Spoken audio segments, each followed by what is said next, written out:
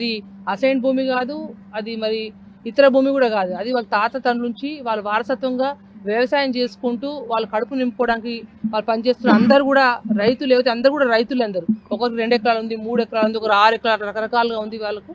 అందరూ కూడా ఇప్పుడు ఏదైతే ఫార్మా కంపెనీ గతంలో పోయిన ప్రభుత్వంలోనే ఆల్రెడీ 13,000 ఎకరాలు ఫార్మా సిటీ ఏర్పాటు చేయడానికి రాష్ట్ర ప్రభుత్వం ఏర్పాటు చేయడం జరిగింది. వాస్తవంగా అక్కడే ఫార్మా కంపెనీ ఫార్మా సిటీ ఏర్పాటు చేయాలి. కానీ ఇవాళ ఏదే కాంగ్రెస్ ప్రభుత్వం, రేవంత్ రెడ్డి ప్రభుత్వము ప్రత్యేకంగా వారి స్వలబ్ధి కోసము ఆ కొడంగల్లోని లగచర్ల గ్రామంలో ప్రత్యేకంగా గిరిజన వాసులు, మా తండా వాసులందరినీ కూడా వాళ్ళ భూములు, అమాయక ప్రజల యొక్క రైతుల యొక్క భూములు తీసుకొని అక్కడ ఫార్మా సిటీ ఏర్పాటు చేయడానికి ఏదైతే చేస్తుందో ఇది యావత్ తెలంగాణ రాష్ట్రంలో ఉన్న మా లంబాడ సోదరులందరం కూడా మేము పూర్తిగా వ్యతిరేకిస్తున్నాం. ఎందుకంటే ఇవాళ కాంగ్రెస్ ప్రభుత్వం వచ్చిందంటే ప్రత్యేకంగా లంబాడలు 90% మంది కాంగ్రెస్ పార్టీ సపోర్ట్ చేయడం వల్ల ఇవాళ ప్రభుత్వం వచ్చింది. కానీ వాళ్ళ ప్రభుత్వం వచ్చినాక పూర్తి స్థాయిగా చేసి మీ దౌర్జన్యం ఇవాళ లంబాడల మీద చేస్తున్నారు. మీరు ఒకసారి గమనించండి.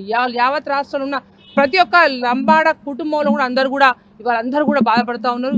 మా డిమాండ్ ఒకటే, ఇవాళ ఇప్పుడు ఇక్కడ కలిసినా కానీ మహిళా కమిషన్ కలుస్తున్నాం, ఎస్టీ కమిషన్ కలుస్తున్నాం. ఖచ్చితంగా ఆ లగచర్లలో ఉన్న తండా వాసులకు ఎటువంటి ఇబ్బంది కలగకుండా వాళ్ళ భూములు అందరూ కూడా పోకుండా కూడా యావత్ మేము లంబాడ గిరిజన బిడ్డ కూడా వాళ్ళ సైన్యంగా నిలబడతామని తెలియపరుస్తాం.